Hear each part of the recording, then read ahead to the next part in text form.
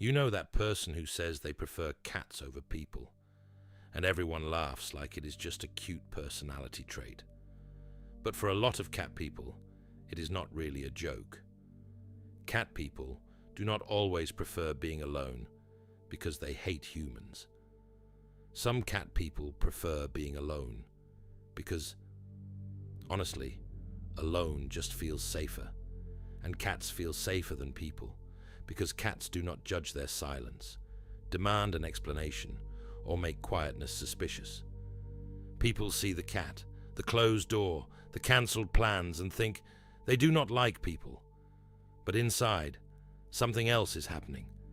A cat walks into the room. It does not ask what is wrong. It does not need you to smile. It does not require a performance before it allows you to exist near it. It just settles beside you. Your shoulders drop. Your breathing slows.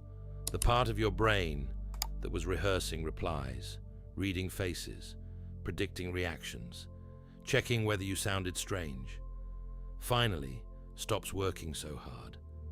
For a moment, nothing is asking you to become more acceptable.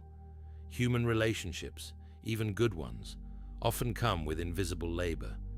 You manage your face, your tone, the timing of your replies, all of it. How much you share.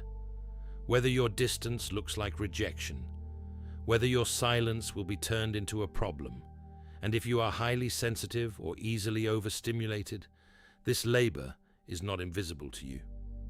You hear the disappointment under a casual, "It's fine." You sense when someone wants more than they are saying. Psychologists describe this through social evaluation, self-monitoring, rejection sensitivity, and high sensitivity. Polyvagal theory gives this a sharper frame: neuroception. Neuroception is the body's automatic scan for safety or danger. It happens before logic, before you decide whether a person is safe. Your nervous system is reading the room. Voice tone, facial expression, distance, movement, predictability, risk.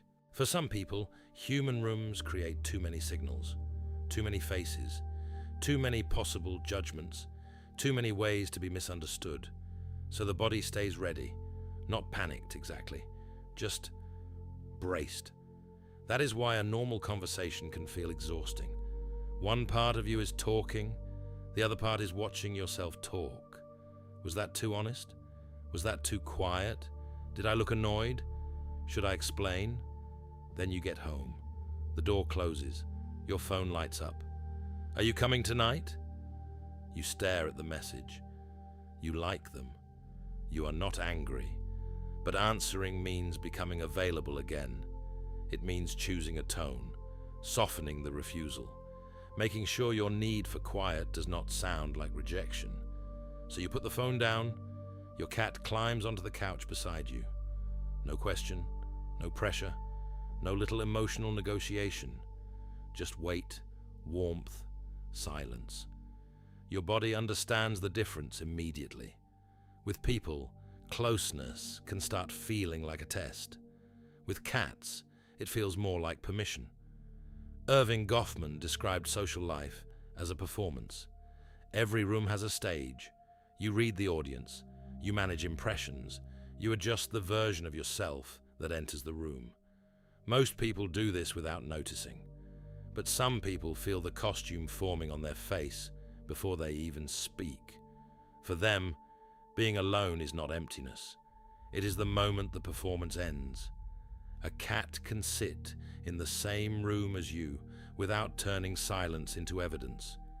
That matters because many people who prefer cats and solitude are not avoiding love. They are avoiding the version of love that treats access, speed, replies, and constant reassurance as proof. A cat's affection cannot be forced. You cannot perform your way into its loyalty. You cannot demand closeness and call it love. A cat comes closer when the space feels safe enough. It leaves when it needs distance. It does not apologize for having boundaries. Attachment theory helps explain why this feels powerful. John Bowlby and Mary Ainsworth showed that early relationships shape how people experience closeness, safety, and separation.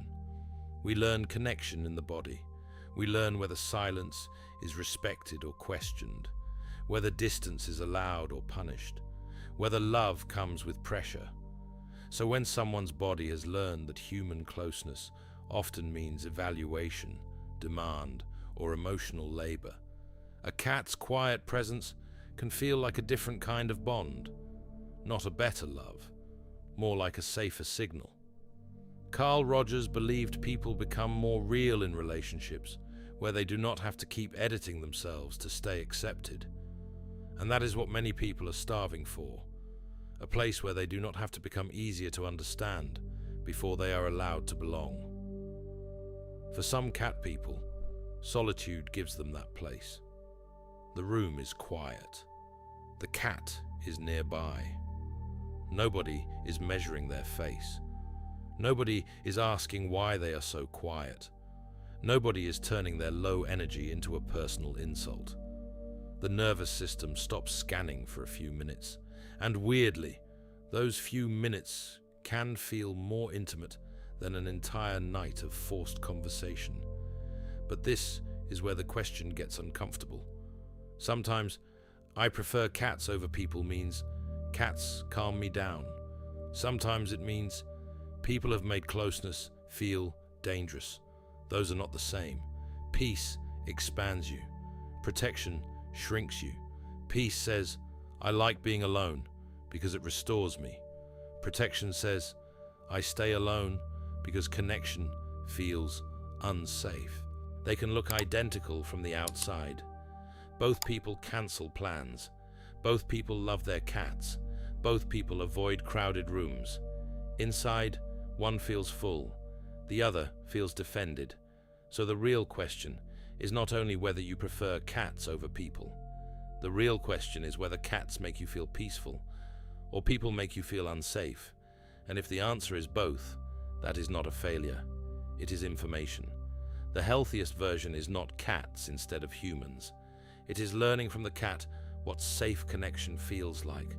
Closeness that does not ask for more, affection that does not demand performance, and presence that does not judge the silence. Maybe that is why cat people often seem distant. They are not always distant. They are careful. They experience closeness as safety, not constant contact. And safety often needs space. A cat can love you and leave the room, trust you and not want to be touched, be bonded to you and still need distance. Its independence does not automatically mean rejection. Many humans never learn that. We panic when people need space. We personalize distance. We turn someone's need for quiet into a verdict on our worth. But a cat models a different kind of bond, a bond where distance is not abandonment and closeness does not consume the self. So maybe cats do not feel safer because they love you better than people. Maybe cats feel safer because they let you be quiet without making your silence feel like a crime.